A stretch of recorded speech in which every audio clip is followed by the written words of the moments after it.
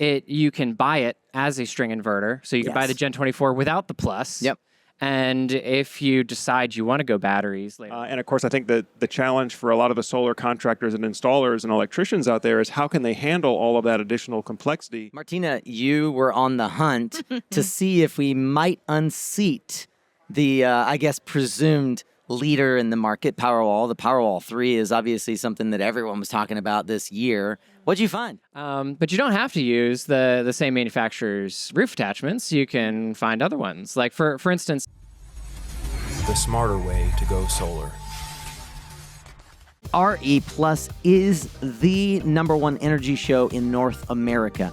40,000 of our closest friends are all about to depart Anaheim, California. And I thought before I let some of my favorite YouTube influencers get away, I'd bring them up on our PowerUp live stage so that we could chop it up and have a little fun. Joining me today is Solar Boy Derek Mast, Martina. Thank you for having me. Martina Kowalczyk, Very good. also known as Solar Time with Martina, There you go. and none other than Mr. Joe Ordia of Solar Surge. Thanks for having us, Nico. Great to be here. Always good to see you, man. When I'm around you, I'm like, oh man, how do I get to 75,000 subscribers? I'm like watching this guy. What's he doing? Oh, we all do. No, we're all working on that We all- problem. So RE Plus is wrapping up, guys, and I thought that it would be fun if we just talk a little bit about what is going on the show floor, how you spent the last 3 days, because really you all three have a different approach to how you've built your channel, and I'm a little bit curious around how you are thinking about putting that content together. So Derek, I want to start with you. One of the things that you love and are looking forward to are kind of the methods and products that help create more stable systems in the overarching ecosystem of solar as it grows. What were you looking for? What did you find? And how were you thinking about putting content together to share with your audience?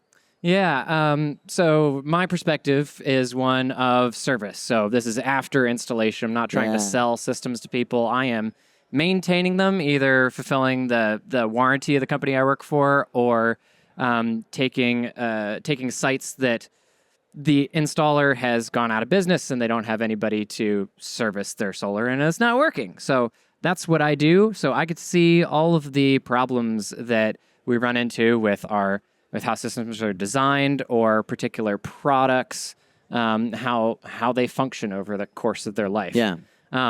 So my main focus ends up being, how do we get these systems to be super reliable going into the future? How do we design them? What products are best?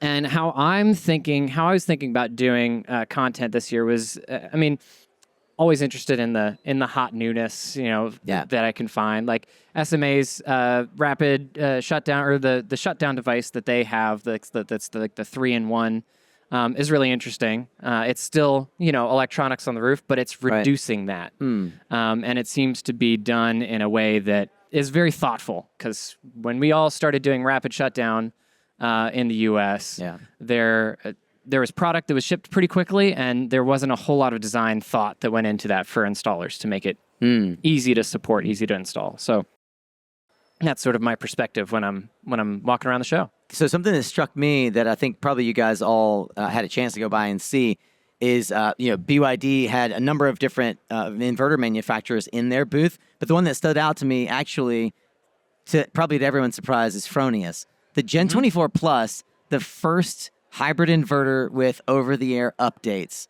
is actually an Austrian surprise, right? I think it took them long enough to catch up. And I don't think Fronius is going to mind hearing us say that. It took you long enough to catch up. Oh, my God, yeah. Fronius. But it actually is clever, and it's useful. No, I agree. And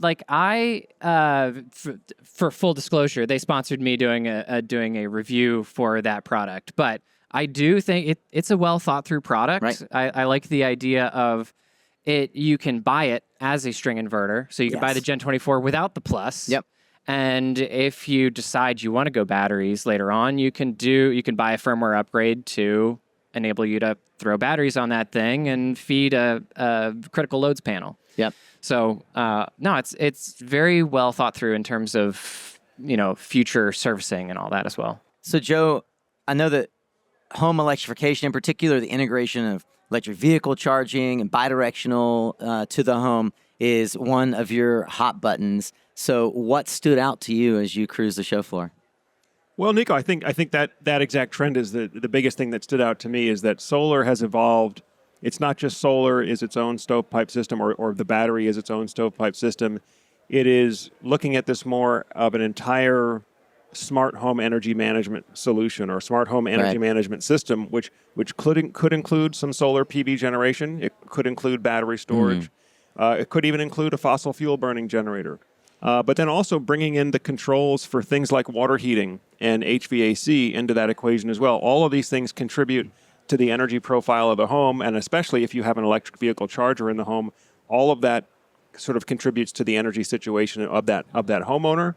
And I think where the technology is taking us is to where all those systems need to be able to work together in an intelligent fashion, where they're communicating together and they're making decisions together. For example, if you're during peak rate hours and you need to run air conditioning in the home, your home energy management software operating system may lower the intensity of your air conditioner to help you avoid incurring peak rates from your utility if your solar can't keep up with meeting the needs of that demand by itself. So I think that's what we're seeing. That's where the technology is going. And of course, I think that the challenge for a lot of the solar contractors and installers and electricians out there is how can they handle all of that additional complexity. Whereas just 2 or 3 years ago, a lot of solar companies were just worried about slapping glass on the roof. It's much more complicated than that now. Yeah. Did anything stand out for you all in that regard in terms of how the home electrification market is evolving?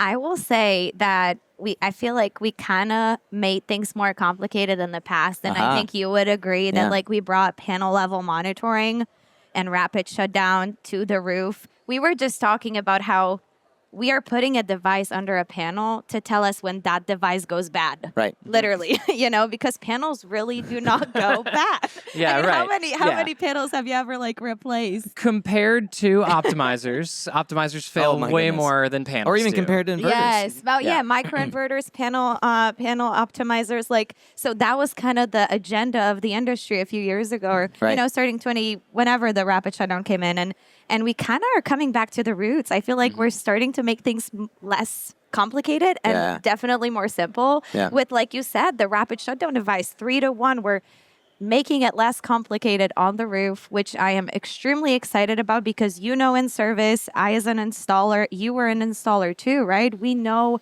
how much panel level monitoring complicated things for the installers. So I'm excited about that for sure. And I definitely agree with the electrification of the whole house, smart panels, but also trusting the brand that has been around for a long time. Like I saw Square D having smart breakers where you don't necessarily have to replace. Finally. Yeah, come on, right? Like Talk about So lots of cool things coming into the market with brands that we've seen for a very long time. Yeah. And to speak to the complexity stuff on the load management side that we're starting to get into now in the industry, like, I am, like you said, I want our solar panels, our solar installations, the stuff that goes on the roof that you have to go on the roof to fix. I want that to get a lot simpler. Right. But we do need to think about all of the load management stuff is increasing complexity, like you said, and that's in a completely different scenario because you're on the ground theoretically, much less to think about while you're trying to balance in a precarious situation. So I think and to stabilize our grid, right? That's going to be stuff that needs to be much more common as we have a much deeper penetration of solar into the market at large. For sure. Martina, you were on the hunt to see if we might unseat the, presumed leader in the market, Powerwall. The Powerwall 3 is obviously something that everyone was talking about this year. What'd you find? Yeah. So, like I said, I like looking at big players, right? I like when there's a stable brand standing behind a battery Yeah. product. Definitely something new in the market that we are seeing is panel manufacturers coming out with battery products. yeah. You know, Canadian, EP Cube, but also in Europe. I visited Intersolar in Europe. Oh, you were in Munich. And I mean, Trina, Jinko, everybody has a battery. Oh, yeah, yeah. Everybody has a battery. So it's kind of crazy because if you had a neighborhood, everybody could have a different brand. Yeah. Which would be a headache for maintenance. Yeah, that's true. You know, but I will say that definitely Franklin has a very solid product. SMA, extremely excited because I've been a huge string inverter proponent and Right. fan. EPQ by Canadian stood out, and there was a lot of international brands that came to the So many. market. So many. Which, if I were a homeowner, I would probably wait if I decided to purchase a brand Right. of such, because what is important? Service, right? It can be cheap to put in, but if you don't have someone that you can call later on that can actually service that product, you're going to spend way more money fixing it Yep. than it actually costs you. Cue Derek to tell his story about all the service nightmares. Oh man, yeah, no. Turn it off and on. Reset. Yeah. I have, so pop quiz, which of the vertically integrated solar panel manufacturers actually makes their own cells? Oh, that's a good question. And of course, that's Q cells. Is it? A little bit of a cheat. I did have a chance to tour the facility where they make all of this stuff. But, Oh, nice. Now, Q cells has really taken things seriously as far as onshoring the solar supply chain. So they're building a facility that I had a chance to tour, where they're literally going to be bringing raw polysilicon material in one end of the factory, manufacturing their own solar ingots, wafers, cells, and then completed solar modules out the other end of the facility, all under one roof. Oh my gosh. So, but I know there's a number of others, and that's another theme that I've heard again and again at this year's show, Nico, is made in USA, Yeah. and specifically domestic content. Not Yeah, just we talked not a just lot about final domestic assembly, content here. but domestic content. Yeah. And I was actually referring to battery cells. Yeah, I was going to say. But I appreciate it. But that's Q awesome. cells make their own ingots and wafers as well. Aw. So do you guys know who in the vertically integrated solar module field makes their own battery cells? I So can tell you. fun fact, they have them in literally a USB chargeable AAA and AA battery format to show off just the fact that they make their own battery cells. It's going to surprise you. Jinko. Oh, how about that? Yeah. I met with their team in Philly, and I have a friend, Bernie, that works there, and he came over. He was like, "Hey, I know you love swag," and he like pushed these batteries across the table, and I was like, "Bernie, what is this, man? Like, is this some sort of joke?" And he was like, "No, these are our batteries." He's like, "They're inside of our home battery kit," and I was like, "Wait, Jinko makes a battery?" Right? Exactly, right? Exactly. And first of all, like all of the lack of marketing aside, Yeah. the fact that they actually have invested in making their own battery cells is remarkable. It's wholly unexpected and unmarketed, but it's wholly unexpected. But I think it's a sign of the times because while I can't speak to who it is, but I know that Canadian uses an extremely high quality battery cell manufacturer in their product. Obviously, Q cells and Trina both have their own storage product as well. I think that what Jinko is doing is a sign of what we should expect. I don't think that we will see. They're in the utility scale side. We will continue to see three main manufacturers: Hythium, CATL, and BYD, dominating for the foreseeable future. Everybody's in a race that, like we learned here, to how many megawatt hours can we pack in a container. Most homeowners don't have to think about what fits in a container. They worry about what fits on their wall. Sounds like you didn't find a whole lot of competition, but Franklin is pushing up.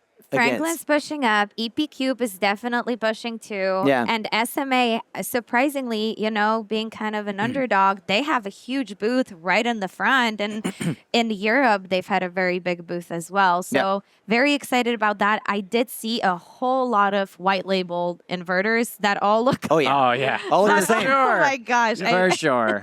So yeah, Lux Power or Daya even was here, which was very surprising to me seeing them, But yeah, so I will say to the homeowner, to the consumer, I would go with somebody because even if, like you said, Jinko, even if you go with Jinko and their battery or their software is bad, they are a solid brand that's going to fix the problem. And that has a U.S. based team. Exactly. Yeah. Exactly. Yeah, so I was going to actually, I'm glad you brought that up, Martina, because it's one of the things that homeowners and even business owners struggle with understanding is what does this local support look like, and how do I check the boxes to know, like, yeah, I can buy off on the marketing. There are a lot of companies that have decent marketing, no local team. Yeah. Any thoughts on? Yeah, well, it's so important. And again, solar is one of these things that you want to think about it as a long-term relationship. Right. Solar is not an off-the-shelf product. You buy it once, you put it in, and you forget about it. Solar is essentially a 25-year relationship with your equipment manufacturer and with your installation contractor. And as Derek knows, there's been a very high rate of failure among a number of the solar installers, which really puts homeowners in a bad situation. But you also don't want to get stuck with unsupported equipment from a manufacturer that is either out of business or they're just not reachable. They're just not reachable on the phone if you need them for support. So I think folks want to do just like Martina said, think about it, which is the best partner? Who's going to support me best long term? Not just for the initial install, give me a cheap price, but who can I really have confidence in as a good long-term partner? Derek, you did some man on the street stuff. Thank you for that. It was a lot of fun to see how you could support, our live production here. Was there anything that made you laugh, kind of stood out to you in terms of how our community is really evolving?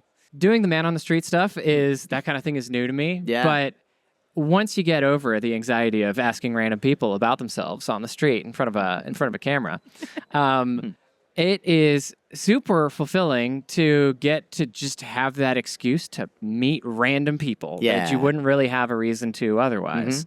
And you get to hear about what they're passionate about, what they're here for. I mean, you have the people that are here for, they do insurance, and that's just, that's a reality of everybody needs insurance. But you also have the people that are really passionate about, like one person I talked to is really into getting people who are in disadvantaged communities who may have had prison time and need help to get back into the community, getting them green jobs, getting them started in this industry, and giving people that leg up. Of course, agrivoltaics is always interesting. There's so many aspects to our community, and it was really fun to have the opportunity to ask people about it. So it was fun to watch too. I think that, and I watched you evolve from day one to day two, and the way that you approached it, even the way you edited it, you did a tremendous job. You and your wife were a lot of fun to see on the show floor. Very, one of the things that I love about the Solar Boy brand is how you very intentionally have built it around standing out and having a brand that's tied to you as Solar Boy, and the unique nature of kind of how your family unit works is really fun to see. And we like to, and part of the brand is, it's almost a response to people like to get really serious when things are business, and I'm not into that.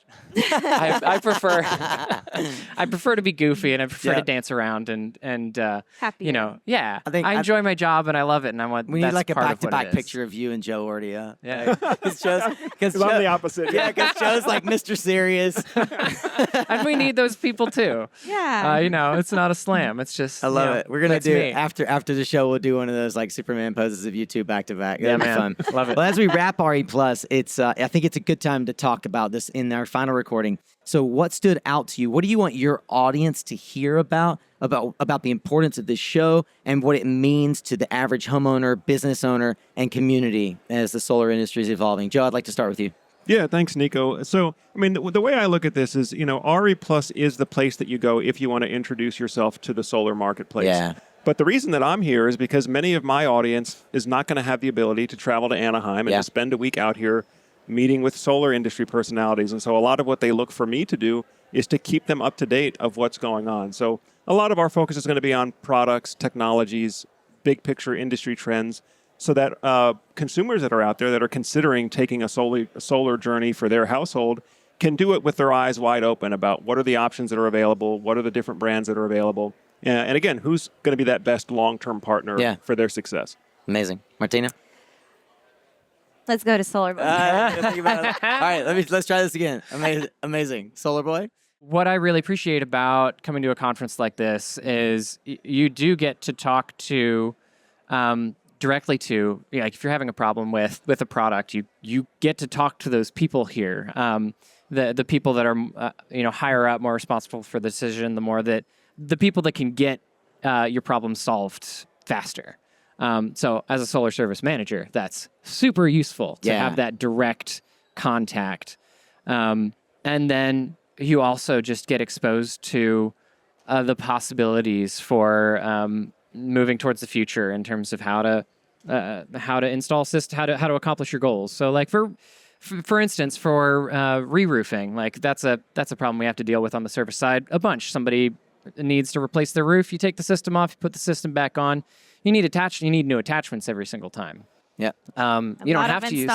A lot of installers skip that part, unfortunately. So that's not great. That's not great. Homeowners, make sure Always- that you get Always have the attachments replaced. exactly. But you don't have to use the same manufacturer's roof attachments. You can find other ones. Like for instance, Sunstack has they're alumni from Roof Tech, the RT Mini, the Butyl stuff. And they are just following through in that mission over at Sunstack with just a great roof attachment that I just used like a month ago on a huge re-roof that we did. But those connections don't come without getting to these shows and having that personal connection. It's super helpful. Yeah. Martina, it's your turn. All right. So, I've been coming to these shows since 2015, I think was my first show. So it's been almost a decade. It's going to be almost a decade. I remember people were probably thinking, what is this kid doing? Yeah. In Were you my- creating content then? No. Okay. So we started as an installer. We're still an yeah. installer. So similar kind of the boat as you. But my dad would always say that we're going to the show even for one conversation. Right. Even wow. if you meet one person that will give you an idea of what to do, how to do it, etc. My dad would always mentor me like, you never know. And even yesterday we had a conversation with K2. It's a racking manufacturer. Yeah. And they showed us this mounting that we've never seen before. And we're like, oh my God, we're putting in an order tomorrow. We love Wow. it. You know what I mean? So for, my dad, that was a big thing. Yeah. For me, right now, like you said, too, is that we meet with people in the industry. We sometimes see them at different booths, Yeah. as they kind of travel from different part of the industry. And it's huge to have those conversations and obviously to learn where the industry is going. And right now, everybody is focused on storage. This is the next big hurdle that we got to hop across. And I think the second we do, when we solve the storage problem, Yeah. I think it's going to be huge. So Yeah. conversations, connections, and storage. I like that. Yeah. You were looking for a C there. Yeah, I was like, okay. That's close enough. Containment. No. Yeah, So- for sure. Yeah, so I think I toyed with the idea of like, what's the biggest story of the show? What's your biggest takeaway? There's so many stories Yeah. though. Like there's There are. so many paths you can follow. There really are. If you have an agenda, you can go in Yeah. and find what you're looking for. Yeah, and I Yeah. think Martina, to your point, like people do come in part because they want to be inspired, and in part because they've been having Zoom or just regular telephone calls with vendors, oftentimes from other countries, for 8, 10, maybe more than 12 months, and they get a chance to be face to face. They get a chance to stumble across new technology. And that value add to the average installer's business can mean the difference in accelerating a project from going from 8 hours, a typical shift, to 6 hours, right? And now they have a rotation period that allows them more profitability. It allows their men to, it allows their field teams to rest longer, right? It incurs less overall pain in the system, right? So I've been coming to RE Plus since 2006 when it was 2,500 people in San Jose, and showing my age here. And I had a small residential solar company in Monterey, California, just trying to figure out how do I help homeowners with figuring out which technology to use. At the time, like most installers, I'm agnostic. So, go from at the time, installing Mitsubishi 170s and Sunny Boy 3000s to what the industry is. They were heavy, weren't they? Yes, they were. To what the industry is right now, it's just remarkable to see the growth that we've achieved. One of the things that I think is an overlooked story this week that I learned about just yesterday. In fact, right before we had our session, Joe, with you on the stage here, there's a company that came out of the Google ecosystem paired with OhmConnect. And if you guys aren't super familiar with OhmConnect, they have a data analytics and a data warehouse for rates and how homeowners are using electricity, specifically like how much electricity is being used at a home or a neighborhood level, that lots of folks were using as a data aggregation platform to get information on where there's opportunity on the grid. These guys sort of did an end around on the VPP industry. And I think that it's a story that is going to get more airtime as people start to realize, wait, there's a 200 gigawatt need in the marketplace, 160 gigawatts of which virtual power plants can satisfy in terms of providing grid flexibility. And Renew Home is a partnership between Google Nest and OhmConnect. It is, I'm not going to say the ultimate, but it is an absolutely premium platform for leveraging the data that comes through the Nest Power platform and OhmConnect to give homeowners access to participating at the nodal level, at the community level, into what we all expect to be power producing opportunities where homeowners can get paid. And I think ultimately every homeowner can get excited about that. Every homeowner can get excited about that. Now, the solar industry needs to wake up, because what just happened says that the homeowner doesn't need solar and they don't need storage to make money from the utility. They can use a simple device like Nest. So we have to think about how we can integrate these devices, and we have to expand our understanding of the electrified home. And I love the fact that most of the homeowners out there who are paying attention and using YouTube ultimately will track back to one of you three to get their answers. So I'm relying on you to come up with what is the solution if it's not Nest and Renew Home, for homeowners to think about controlling their hot water, their refrigerator, their thermostat, and how it ties back to their own self-generation with their solar, with their battery storage. It's an ecosystem that we have to really be able to understand and then communicate to homeowners over time. Yeah. For sure. No, that sounds pretty sweet. We got to make it idiot proof too, because a lot of people don't like to touch things. Yeah. So the system got to think for us.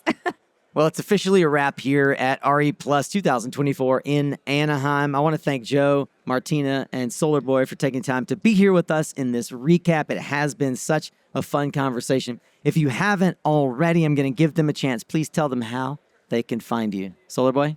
You can find me on TikTok, Instagram, YouTube. You can go to solarboy.com. That has all my links. If you're interested in UL 3741, I have a whole website, ul3741.com, that cross-references railing and inverters, help you design the best system you can. Amazing. Martina? That's awesome. And it's funny because I'm on Instagram, Solar Girl. Yep. Oh, that's so fun. Collab in the works. Yes. Solargirl.Dallas on Instagram. That's my lifestyle business owner platform. And then on YouTube, anything solar, anything new technology, it's going to be Solar Time with Martina. Yeah. Solar Time, like it's time for solar.